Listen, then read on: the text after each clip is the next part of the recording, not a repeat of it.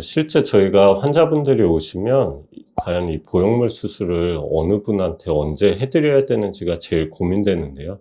과연 이런 수술은 언제 하는 게 좋은지 한번 설명드리도록 하겠습니다.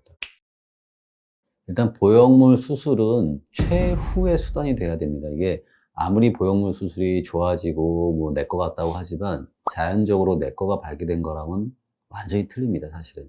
환자분이 말씀하신 뭐 사정할 때 느낌이나 그런 건 차이가 없는데 뭐 피스톤 운동할 때나 이럴 때는 좀 많이 차이가 난다고 말씀을 하시고요. 실제로 이제 쉽게 설명드리면 이가 아팠을 때 그거를 치료해서 내 거를 쓰는 거랑 아예 뽑아버리고 임플란트를 넣는 거랑은 차이가 나거든요.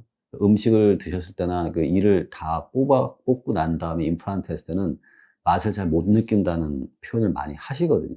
그것도 똑같은 개념입니다.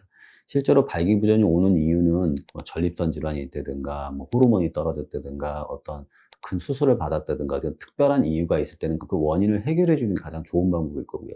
특별한 원인 없이 뭐 단순 노화나 혈액순환 장애, 뭐 당뇨, 고혈압 같은 게 교정할 수 없는 질환에 의해서 점점 나빠지는 경우도 있는데 그런 경우는 일단은 소위 말하는 비아그라 같은 걸 쓰겠죠. 약물에 의해서 쓰는 경우는 어떻게 보면 발기됐을 때 내 거가 발기되는 거기 때문에 사실은 약을 드시고 하시나 안 드시고 하시나의 감각은 별로 차이가 없습니다. 첫 번째로. 그래서 가장 이상적인 방법인데 이 약물의 한계는 사실은 발기되는 기전이 작동을 하긴 하는데 약할 때 쓰는 거지 발기되는 기전 자체가 완전히 망가졌을 때는 사실은 약은 효과가 없거든요.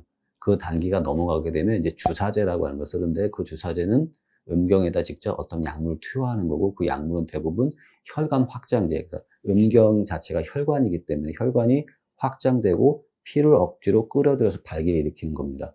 그래서 사실은 발기되는 것 자체가 약을 드시고 발기했을 때는 정상적인 관계라고 사정을 하면 수그러들지만 이제 주사제를 이용할 경우에는 주사제의 약 기운이 떨어질 때까지 사실 사정 후에도 발기가 돼 있거든요. 그래서 느낌이 조금은 틀릴 수밖에 없어요. 근데 또 이제 주사제도 계속 뜨다 보면 안에 있는 혈관들이 망가지게 되고 혈관들이 망가지면 그다음 여러 가지 기구를 사용하게 됩니다. 진공기구라고 하는 그런 것을 사용하게 되면 결국은 혈관이 더 망가질 수밖에 없거든요.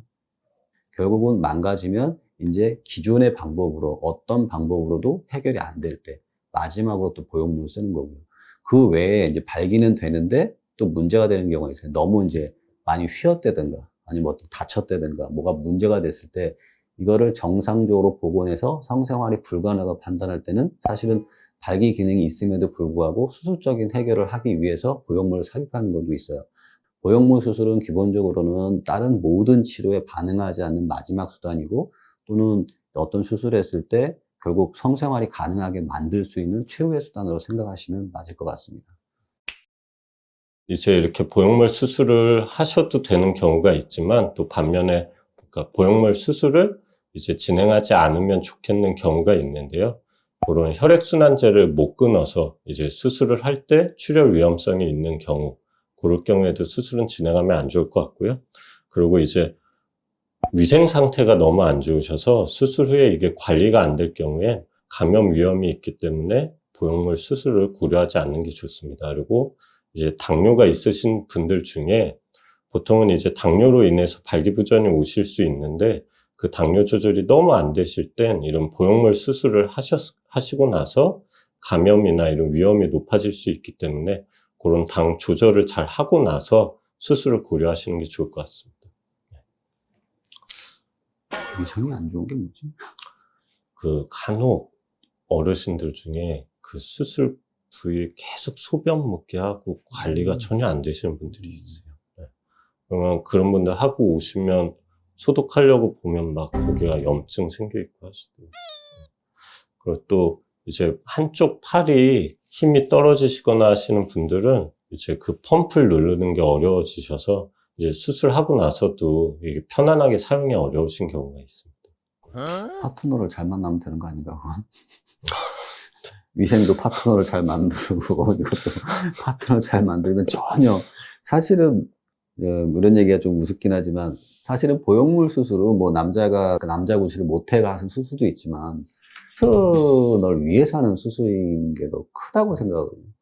내가 하고 싶은데 뭐 파트너가 없다 그러면 사실은 할 이유가 전혀 없는 수술이거든요.